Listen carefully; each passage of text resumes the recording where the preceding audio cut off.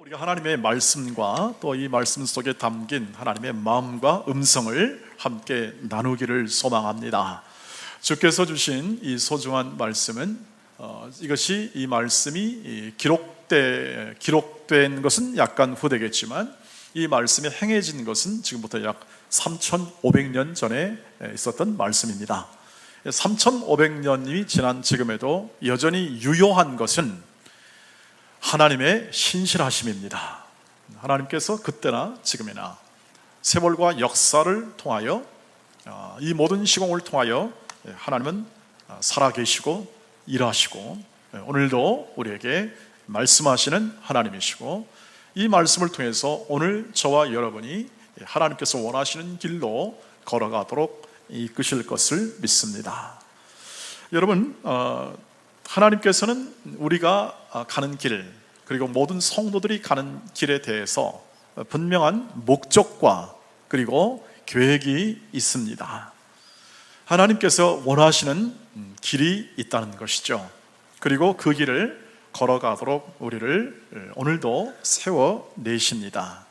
그리고 그 길은 하나님께서 반드시 우리를 은혜와 복으로 인도하시는 길임을 믿습니다. 그 길을 걸어가도록 세워주시는 하나님, 그것을 오늘 성경에서 잘 보여주고 있습니다. 그리고 그 성경 안에 어떻게 살아갈지, 그 인도하시는 하나님의 인도하심에 따라서 어떻게 살아가는 것인지에 대해서 아주 간략하면서도 강력하게 우리에게 말씀하시고 계시다는 거죠. 오늘 이 신명기 8장을 읽었습니다만, 1절부터 10절 읽었습니다만 11절부터 20절까지 전체가 오늘 사실은 본문이 될 것이고, 이 8장은 전체 신명기의 내용을 사실상 요약한다고 그렇게 보아도 좋을 것이라고 생각합니다. 왜냐하면 하나님께서 원하시는 이 광야 세대, 출애굽 세대가 끝나고 이 광야 세대에게 말씀하시는 이 하나님의 말씀의 가장 중요한 핵심이 담겨 있기 때문에 그렇습니다. 그런데 이 광야 세대라 함은 이미 출애굽해서 나왔던 세대는 이미 광야에서 죽고 광야에서 태어나거나 성장하거나 20세 이하로서 세웠던 그 삶을 살았던, 그러니까 20대 이하로서 청소년기의 삶을 살았던 사람들이 40년이 지나서 이제 장년이 되어서 이제 약속의 땅, 가나안 땅에 들어가기에 앞서서 모세를 통해서 하나님께서 가나안 땅에 들어가서는 너희의 조상들, 너희의 어머니 아버지들의 이 광야 삶을 한번 돌아보고 이제 그것을 타산지석으로 삼아 이 가나안 땅, 약속의 땅에 들어가서는 너희가 어떻게 행할지를 잘 말해주고 있는, 그것을 잘 요약해주고 있는 본문이 바로 오늘 이 신명기 8장이 되겠습니다. 주로 광야의 경험입니다. 이 광야의 경험을 얘기해주고 이 광야의 경험이 무엇인지를, 무슨 뜻을 가지고 계신 하나님이 의도하신지를 잘 보여주죠. 오늘 2절과 3절에 그 내용이 고스란히 잘 기록이 되어 있는 것을 우리가 볼 수 있습니다. 우리 2절과 3절은 다시 한번 읽어서 그 내용을 확인하도록 하겠습니다. 읽겠습니다. 시작. 내 하나님 여호와께서 이 40년 동안에 내게 광야 길을 걷게 하신 것을 기억하라. 이는 너를 낮추시며 너를 시험하사 내 마음이 어떠한지 그 명령을 지키는지 지키지 않는지 알려 하심이라. 너를 낮추시며 너를 줄이게 하시며 또 너로 알지 못하며 내 조상들도 알지 못하던 만나를 내게 먹이시는 것은 사람이 떡으로만 사는 것이 아니요 여호와의 입에서 나오는 모든 말씀으로 사는 줄 내가 알게 하려 하심이니라. 아멘. 오늘 이 말씀을 보시면 모세가 광야 시절에 하나님이 인도하셨던 인도하심의 목적이 무엇인지를 잘 얘기를 해주고 있습니다. 여러분, 광야 40년간의 세월은 사실상 먼 거리가 아니었음을 말씀드린 적이 있습니다.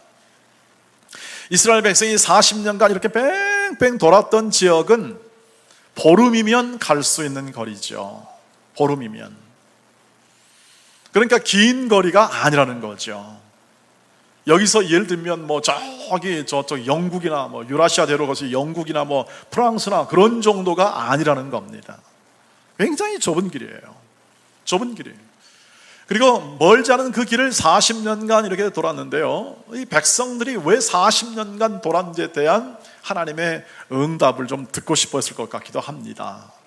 오늘 그래서 이 모세를 통해서 이 백성을 인도하신, 줄이게도 하시고 부하게도 하시고 또 만나를 먹이시고 불기둥과 구름기둥, 이렇게 광야 생활을 오랫동안 하신 건 뭐냐면 이 백성들을 테스트하기 위한 겁니다. 시험하기 위한 거예요. 하나님 말씀을 준행하느냐 준행하지 않느냐, 굉장히 중요하다는 뜻입니다. 여러분, 시험을 보시면 중요한 게 시험이 나옵니까? 아무런 중요하지 않는 것에 시험이 나옵니까? 공부를 잘하시는 분은 중요한 것만 찍죠. 공부가 안 되신 분들은 처음부터까지 다 보죠. 다 못하고 끝납니다. 그러나 머리가 이렇게 약간 이해가 되는 분들은 어떻게 합니까? 빨리빨리 중요한 것만 캐치하는 거죠. 여러분, 중요하다는 뜻입니다. 뭐가 중요합니까? 진짜 중요한 게 뭡니까? 떡으로만 사는 것이 아니라 하나님의 말씀으로 사는 것이 중요하다는 것을 알게 하는 거죠. 40년간 그걸 시험하고 그것을 알게 하는 겁니다. 하나님의 말씀대로 사는 것이 무엇보다도 내 인생과 삶에 중요한 거다.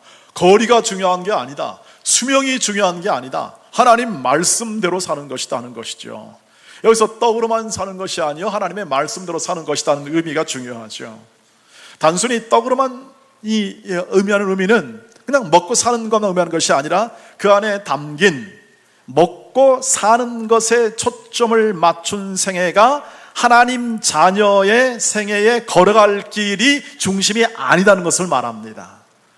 사실 먹고 사는 것은 우리 본성적인 자연적으로 본성적으로 우리가 행하는 것이죠. 먹고 사는 문제는 언제나 우리의 본성적으로 생존을 위해서 하는 겁니다. 그리고 이 떡으로만 사는 것은 그래서 세상 사람들 누구나 이렇게 추구하는 것이죠. 우리는 사실상 먹고 살기 위해서 일생을 소비합니다. 떡을 얻기 위해서 우리는 정말 간절히 원하죠. 그리고 저와 여러분이 애를 씁니다.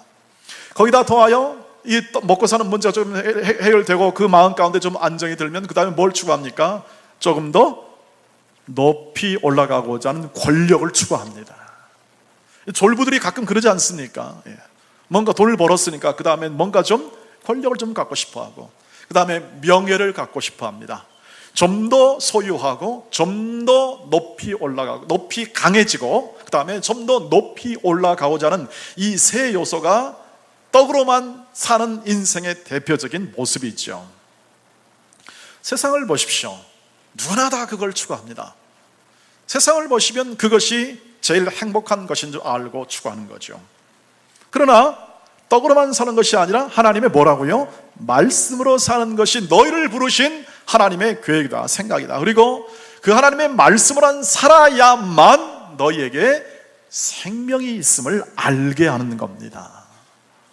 그러라고 40년간 그렇게 시험 문제 내고 답 맞추고 또 시험 문제고 답 맞추면서 그렇게 조상들을 이끌었으니 너희는 어떻게 하라는 겁니까? 떡으로만 살지 말고 하나님의 말씀에 순종하는 사람이 되어 하나님의 말씀대로 사는 인생이 무엇이고 그 책임에 합당한 인생과 삶의 결과가 무엇인지를 너희 모든 사람 앞에 나타내고 그것을 통하여 하나님께 영광을 돌리라는 것이죠. 그 삶을 위해서 하나님께서 약속을 이미 주셨다는 것을 말합니다. 그 약속은 천하 만민 중에서 아브라함을 택하여 복을 주시고 그 복됨을 인하여 모든 민족이 복을 받게 될 것이라는 거고, 그 복이라는 것을 가르쳐주고 증거하기 위해서 뭘 보여줍니까? 기적을 보여주고 만나와 메추라기와 구름기둥과 불기둥을 통하여 그것을 증거해주고 그것을 생각나게 해주는 겁니다.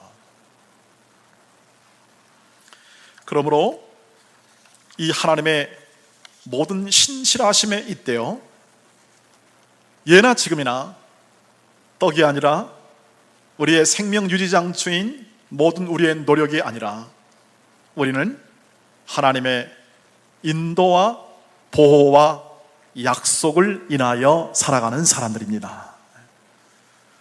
그러면 먹을 것을 주신다는 겁니다. 번성하게 하신다는 겁니다. 그리고 그것이 우리의 삶에서 세상과 다른 하나님의 자녀의 삶임을 증거한다는 것이죠. 다 세상 사람들이 다 소유와 명예와 권력을 추구하는 떡으로 사는 인생을 추구하게 될 때, 그렇지 않고 그것이 삶의 방식이 아니라 하나님의 말씀을 준행함을 통하여 은혜를 얻고 힘을 얻고 용기를 얻고 지혜를 얻고 삶의 원동력을 얻어 하나님의 뜻이 우리와 우리를 바라보는 함께 살아가는 모든 사람 앞에 고스란히 증거되도록 하는 것이 바로 하나님의 우리를 통한 삶의 목적입니다. 그러므로 생명처럼 우리가 가지고 있는 삶의 모든 중요한 가치처럼 우리 안에서 하나님의 말씀과 하나님의 뜻을 순종하며 살아가자는 거죠. 그러면 하나님이 주실 것입니다. 하나님이 먹이실 것입니다. 먹이실 것입니다. 그건 약속일 뿐 아니라 하나님의 성품에 합당한 우리를 향한 은혜의 표현입니다. 그것을 4절에서 이스라엘 백성에게 또 한 번 얘기해 주고 있는 겁니다. 4절을 보시기를 바랍니다. 시작. 이 40년 동안에 내 의복이 헤어지지 아니하였고 내 발이 부르트지 아니하였느니라. 여러분, 이 40년 광야라는 것은 생산력이 없는 곳을 말하죠. 광야에서 뭔 신발 공장이 있었겠습니까? 어느 의복 공장이 있었겠습니까? 목화가 나겠습니까? 그런 게 없다는 뜻입니다. 그런 게 없는데 내 의복이 헤어지지 아니하고 내 발이 부르트지 않았다는 것은 입혀주시고 신겨주시고 하나님이 공급했다는 뜻입니다. 여러분, 그렇지 않습니까? 저와 여러분의 생애도 그렇지 않습니까? 이 나라가 하나님의 은혜 안에서 먹고 사는 문제 정도 해결하지 않았습니까? 은혜라는 거죠. 하나님이 우리가 세워 살아가는 삶의 정 속에서 참 지금 우리의 더 이제 70대, 80대 세대들은 가장 어려운 세대를 살았던 분 아니겠습니까? 현대사에서 가장 고난은 다 받은 사람들이죠. 근데 하나님께서 허락하신 이 과정을 보면 놀랍지 않습니까? 다른 나라에선 기적이라고 말하지 않습니까?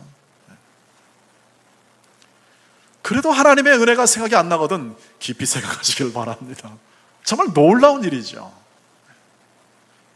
그 여정을 걸어왔던 거기서 하나님이 먹이지 않았습니까? 하나님이 입히지 않았습니까? 지금은 어떤 세대입니까? 너무 많이 잡수셔서 살이죠. 그만큼 하나님이 인도하신다는 거죠. 더 나아가 하나님의 우리를 향한 끝은 이겁니다. 끝은 16절을 보시길 바랍니다. 16절. 우리를 향한 끝. 시작. 내 조상들도 알지 못하던 만나를 광야에서 내게 먹이셨나니 이는 다 너를 낮추시며 너를 시험하사 마침내 내게 복을 주려 하심이었느니라. 세상 사람들이 알지 못하는 게 뭐냐면 그들의 끝을 알지 못합니다. 세상에서는 끝을 제공할 수가 없습니다.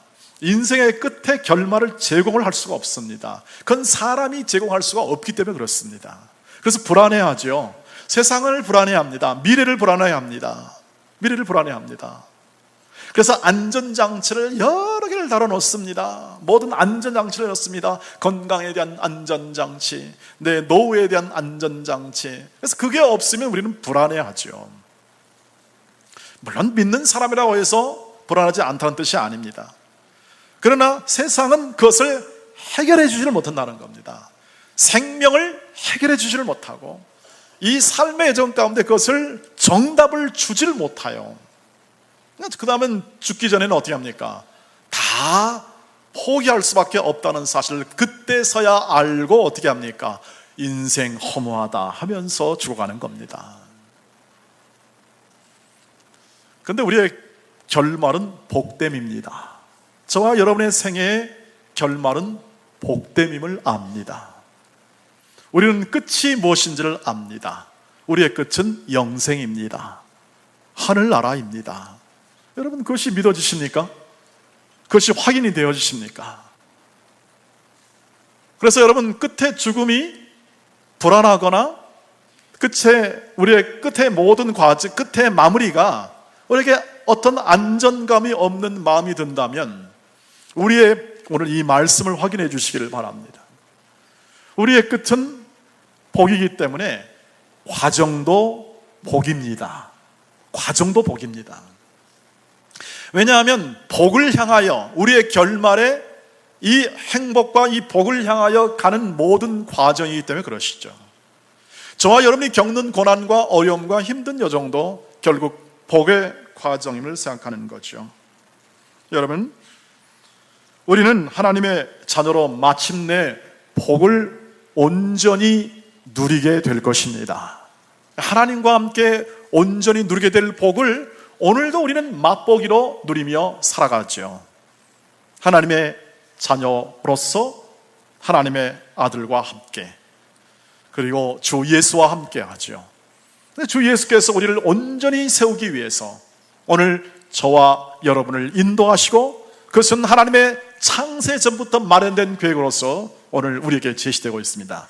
오늘 에베소서 1장 4절 5절이 그것을 제시합니다. 읽어볼까요? 시작. 곧 창세전에 그리스도 안에서 우리를 택하사 우리로 사랑 안에서 그 앞에 거룩하고 흠이 없게 하시려고 그 기쁘신 뜻대로 우리를 예정하사 예수 그리스도로 말미암아 자기의 아들들이 되게 하셨다. 아멘. 그러므로 최대 복은 하나님의 자녀됨입니다. 저와 여러분이 갖는 최대 기쁨과 감사는 하나님의 자녀됨입니다. 예수를 믿고 보니까 하나님의 자녀가 되었더라는 것.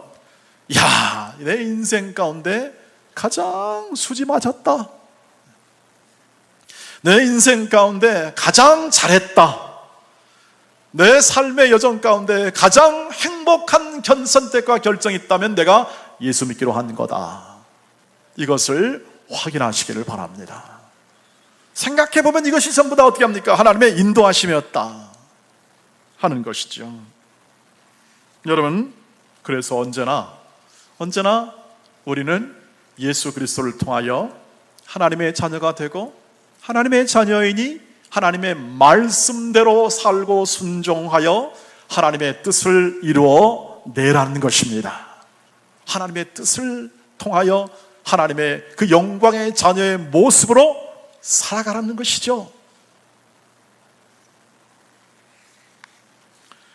우리는 이러한 삶으로 부르심을 받아 오늘을 살아갑니다. 우리에게 가지고 있는 것이 적든 많든 우리의 삶의 정속에서 이 하나님의 자녀의 복된 결말과 그 과정을 통하여 우리는 살아가기 때문에 하나님의 말씀을 순종하시기를 축복합니다. 여러분 자녀들이 있죠. 장성한 자녀나 혹은 또는 아직 유아의 자녀나 모든 자녀에게 이렇게 말합니다. 내 말에 순종하는 것이 내 아들됨과 딸됨에 대한 관계의 핵심이다. 말은 제가 어렵게 했습니다만 말 듣는 것이 너와 나의 부모와 자녀됨의 관계다 하는 거죠. 여러분, 자녀들이 말을 안 들으면 열받죠. 열받습니다. 여러분, 자녀들이 말을 안 듣는다는 것은 그것은 관계를 깨는 행위입니다. 그러니까 아이들은 반드시 순종하게 해야죠. 순종. 부모의 말에 순종하는 것은 뭐냐면 이 관계가 어디서 나오면 순종함으로 나옵니다. 부모의 권위에 순종함으로 친밀한 관계가 형성이 되는 겁니다. 자녀가 말을 안 들으면 부모가 열나는 것 이상으로 그 관계가 손상되고 있다는 것을 우리가 기억을 해야지요. 그래서 우리가 너 그렇게 말 안 들어서 뭐가 될래?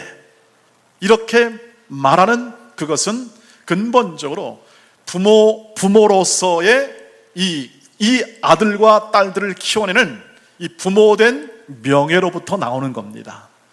그 열심으로부터 나오는 거죠. 그러니까 그렇게 말을 해야 되는 거죠. 말 안 들으면 때려야 되는 거죠. 반대 의견도 있을 거라고 생각합니다. 나는 안 때리고 키웠다. 그것도 방법입니다. 그러나 잠언에서는 초달, 때리지 않는 부모는 자녀를 사랑하지 않는다는 부모는 거죠. 꼭 매를 대라는 개념보다는 분명한 군계와 그리고 경계 그리고 경고를 통해서 이 아이들에게 순종을 가르치고 요구를 해야 한다는 것이죠. 하나님의 요구는 그것입니다. 내가 너희의 인생을 다 온전히 처음부터 끝까지 예정하고 너희를 은혜와 복과 그리고 생명과 약속으로 채워주겠다. 아멘. 이게 자녀됨이죠. 그러면 너희는 순종해라 이 뜻입니다. 순종해라. 하나님 말씀대로 살아라 하는 것이 순종이죠. 그것이야말로 너의 인생 가운데 있을 가장 중요한 가치가 되고 추구가 될 때에 나 여호와 하나님과의 관계와 내가 생각하고 의도했던 모든 것들이 너를 통하여 너의 가정을 통하여 이루어내게 될 것이다. 마지막으로 조심해야 할 게 하나 있습니다. 오늘 말씀을 통해서 하나 조심할 것을 경고합니다. 뭘 경고하냐면 교만입니다. 교만. 14절 15절을 보겠습니다. 시작. 내 마음이 교만하여 내 하나님 여호와를 잊어버릴까 염려하노라. 여호와는 너를 애굽 땅 종 되었던 집에서 이끌어내시고 너를 인도하여 그 광대하고 위험한 광야 곧 불뱀과 전갈이 있고 물이 없는 간조한 땅을 지나게 하셨으며 또 너를 위하여 단단한 반석에서 물을 내셨다라고 말을 합니다. 교만하여 내 하나님 여호와를 잊어버릴까? 교만한 것은 뭐냐면 우쭐대거나 남을 깔보거나 자신을 높이 평가해서 자랑하는 것, 이게 세상에서 말하는 교만이죠. 근데 성경에서 말하는 교만은 무엇이냐면 뜻입니다. 성경에서 말하는 것은 하나님을 잊어버리는 겁니다.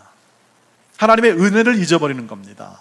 하나님께서 내가 너를 도와주겠다 그러는데 하나님 도움 없어도 내 인생 충분합니다 하는 태도를 말하라, 이럴 거로 교만이라고 말을 합니다. 소위 말하면 이 뜻입니다. 자기의 인생은 내 것이니까 내 뜻대로 하고 내 마음대로 해서 내가 하나님의 도움 없이도 내 인생을 이끌겠습니다. 이게 최대의 교만입니다. 교만은 불순종으로 나타나죠. 왜 불순종합니까? 잊어버리니까 그렇습니다. 그러니까 모세는 이렇게 말합니다. 하나님이 너에게 어떻게 역사했냐? 이 불뱀과 이 곤충이 가득한 곳을 너에게 지나가게 하셨고 그 전에 애굽 땅에서 종되었던 너희를 구출하고 너희를 영광의 자녀로 축복의 자녀로 부르시는 하나님의 은혜가 있지 않느냐 이 뜻입니다. 잘 그런데 잊어먹습니다. 이스라엘 백성이 잘도 잊어먹어요. 출애굽해가지고 드디어 자유의 몸이 되었는데 그들은 뭐라고 말하는지 아십니까? 다시 애굽으로 돌아갑시다. 그때는 부추 부침개도 먹었습니다. 이렇게 얘기합니다. 부추 부침개도 먹었고 그때는 먹을 거라도 있었는데 이 광야를 지나 며칠만 지나다 보니까 못 살겠습니다. 하나님 우리 광야 못 살겠으니까 다시 어떻게 합니까? 애굽으로. 그럼 뭐 하자는 겁니까? 종살이 또 하자는 겁니다. 참 사람들이 이렇다는 거죠. 인간이 이렇다는 겁니다. 인간은 하나님을 반역하고 또 하나님의 은혜를 잊어먹는데 선수들입니다. 이스라엘 백성이 그렇지 않습니까? 며칠 지나자 다시 또 애굽으로 간다는 거예요. 뭐냐면 배부른 돼지가 되겠다는 겁니다. 배부른 돼지. 다시 또 먹는 문제만 생각하는, 떡으로만 생각하는 거죠. 그들이 애굽 땅에서 자유의 몸을 입어 하나님의 자녀의 영광의 자녀의 삶을 살아가는데 다시 또 애굽의 바로왕 세상의 종이 되겠다는 겁니다. 한심하죠? 여러분 얼마나 이 이스라엘 백성이 한심합니까? 진짜 제가 봐도 한심합니다. 그런데 여러분 그것이 어떤 마음에서 나오는가? 나중에 너희가 땅에 들어가든 하나님을 잊지 말라고 공경하면서 이런 말을 합니다. 17절 말씀을 보시길 바랍니다.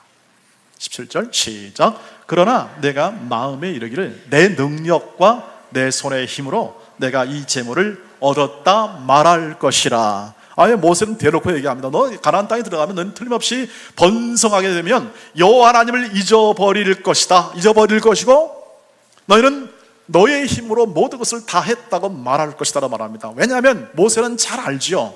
이 이스라엘 족속들의 이 성품을 잘 압니다. 근데 문제는 뭐냐면 이스라엘 족속의 성품이나 우리 모든 대한민국이나 모든 인간들이 비슷비슷합니다. 은혜는 잘 잊어먹습니다. 은혜 받는 건. 저부터 시작해서 우리 모두가 사람이 베푼 은혜나 하나님이 베푼 은혜는 잘도 잊어먹어요. 근데 원망들을 하나 혹은 또 이렇게 힘든 것은 너무나 잘 기억해요. 그래가지고 그것을 너무나 잘 기억해서 잘도 얘기합니다. 그래서 이스라엘 백성이 왜 원망과 불평하느냐? 왜 저렇게 하나님의 인도하심을 받고 은혜를 받고 하면서도 왜 원망과 불평하느냐? 그때 그 순간 하나님을 잊어먹으니까 그렇습니다. 마음이 교만해서.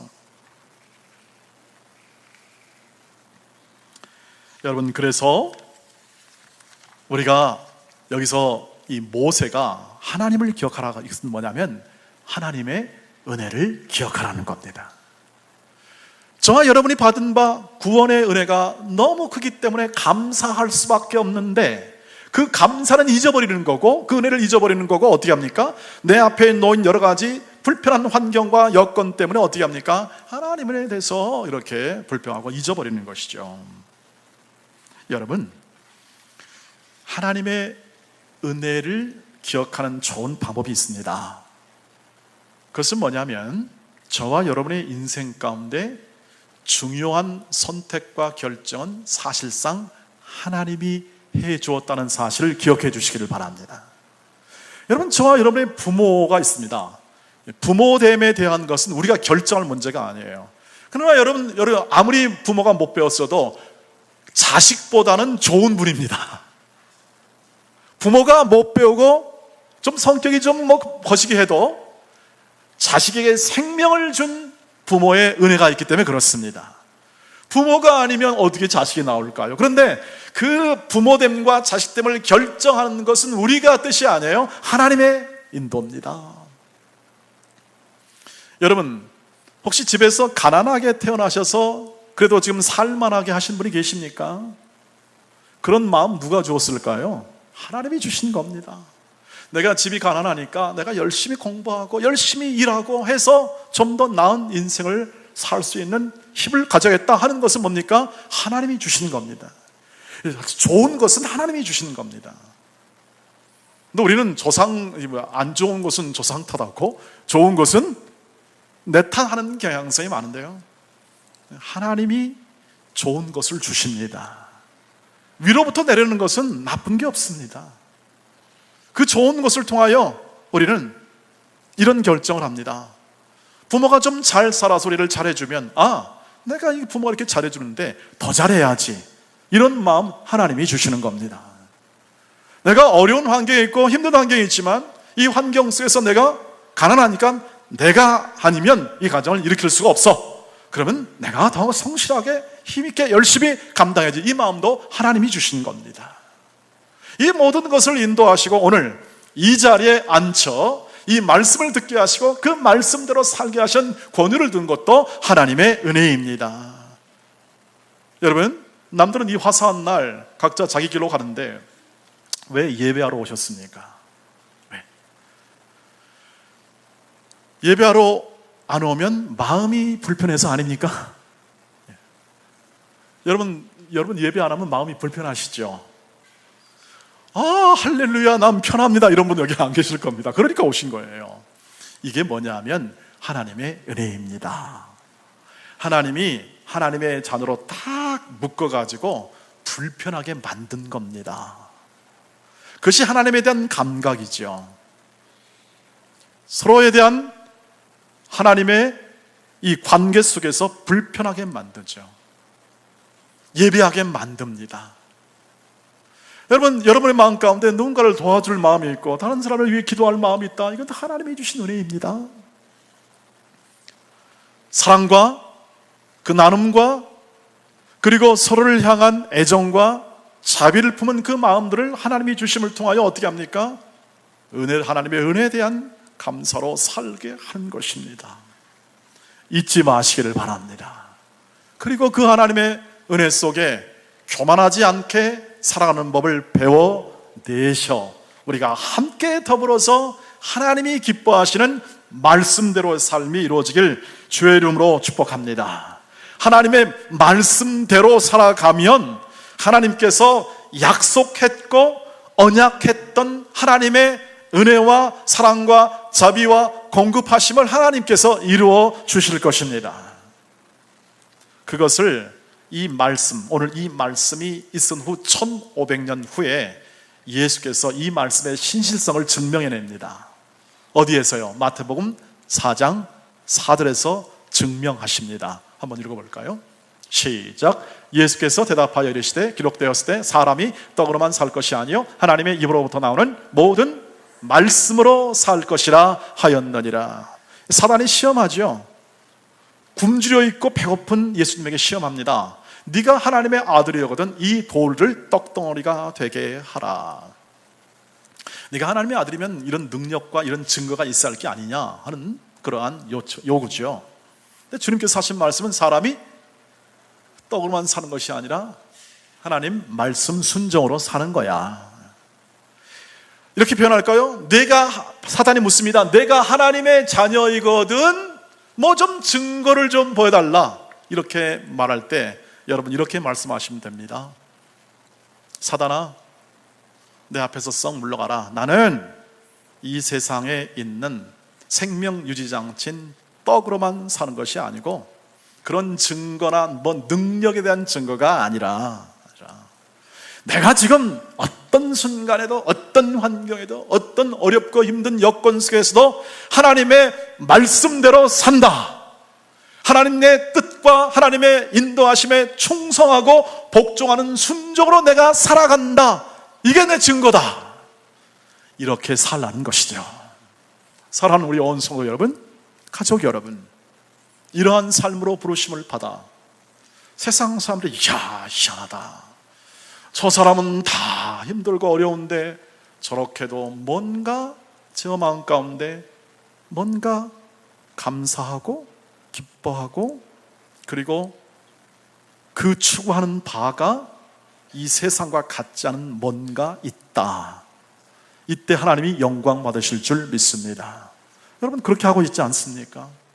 이 주일날 오는 것도 다르지 않습니까? 같은 환경 속에 살아도 하나님을 신뢰하면서 하나님이 이루실 줄 믿고 우리는 그 말씀대로 행하지 않습니까? 그 말씀이 뭘 요청합니까? 하나님을 사랑하라. 내 이웃을 사랑하라. 사랑을 이루라. 그리스도의 사랑을 이루라. 내 인생 가운데 가장 중요하고 가치 있고 하나님을 섬기는 가장 중요한 방법은 그 말씀의 순종함인데 그리스도의 사랑을 이루라. 그리스도의 사랑 안에 있기에 그리스도의 사랑 가운데 살기에 그것이 세상에서 줄 수 없기에 그 줄 수 없는 사랑과 그 생명이 있기에 우리는 그렇게 살아갈 존재로 지으심을 받아 오늘 살아가고 있고 묶어서 그것을 하나님이 오늘 행하고 계신다. 베드로가 그것을 확인했습니다. 베드로서 1장 3절에서 다음과 같이 말합니다. 마지막으로 읽어보겠습니다. 시작. 그의 신기한 능력으로 생명과 경건에 속한 모든 것을 우리에게 주셨으니 이는 자기의 영광과 덕으로서 우리를 부르신 이를 알므로 말미암음이라. 여러분 그의 신기한 능력, 하나님의 신기한 은혜와 능력으로 생명, 우리가 살아갈 모든 생명과 우리가 거룩해야 할 경건에 속한 모든 것을 이미 우리에게 주셨습니다. 근데 우리는 안 받은 것처럼 하면 하나님이 뭐라고 하시죠? 까마귀 고기 먹었냐? 여러분 하나님은 다 주시고 그리스도 안에서 이것을 주셨는데 우리가 그리스도 안에서 이것을 확인하지 못하고 그리스도 안에서 베푸신 능력과 은혜를 인식하지 못하고 기억하지 못할 때 우리는 또 다른 교만 안에 거하고 또 다른 불순종 안에 거할 수밖에 없는 것이죠. 사랑하는 모든 자녀 혹은 하나님의 가족, 성도, 우리 돈의 모든 가족 여러분, 지금까지 지내온 것 뭡니까? 주의 크신 은혜지요. 불쌍했습니까? 어려웠습니까? 연약했습니까? 허물이 있었습니까? 고통이 있었습니까? 모든 환경의 여건이 우리가 마음에 모았지 않았습니까? 그래도 은혜인 것을 믿습니까? 그 고백을 하잖아요. 여러분, 저는 이렇게 고백하는 것을 세상 사람들 가운데는 전혀 발견한 적이 없습니다. 어떻게 저것이 하나님의 은혜인가라고 말이죠. 어떻게 저것이 하나님의 역사였는가? 근데 우리는 압니다. 우리는 확인합니다. 우리는 말씀으로 확인하고, 혹은 또는 하나님의 음성으로 확인하고, 우리의 동료로, 성도로서 확인합니다. 어쩌면 저 사람은 저렇게 힘든 삶의 정 가운데 감사할까? 감사할까? 이것은 감사한 거라는 얘기보다는 뭔 뜻입니까? 그리스도인의 삶의 본질이 감사라는 거죠. 기본적 가치가 감사일 수밖에 없는 거죠. 왜? 지금까지 지내온 것 주의 크신 은혜라 몸도 맘도 연약하나 세임받아 살았네. 이것이 우리의 고백이니까요. 이것 외에 더 중요한 게 무엇이겠습니까? 이것보다 더 가치 있는 게 무엇이겠습니까? 그것을 손꼽으라고 우리가 나열할 수 있다면 그것이 무엇이었겠습니까? 세상과 나는 간고도 없고 구속한 주만 보이는 것이죠.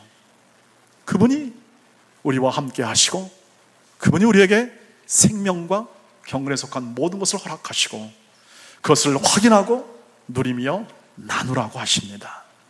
그리고 그것이 오늘 우리가 살아가는 삶의 정 속에서 복음과 하나님 말씀에 순종하는 삶으로 드러나게 되리라는 것입니다. 사람이 떡으로만 살 것이 아니요 하나님의 입으로 나오는 모든 말씀, 그 말씀의 순종함을 통하여 마침내 복에 이르는 소중한 경험과 삶이 지속되고 나누어지는 저와 여러분 되시기를 주의 이름으로 축복합니다. 우리 함께 이 찬송을 부릅니다. 찬송가 301장에 지금까지 지내온 것, 이 찬송을 함께 나누기를 소망합니다.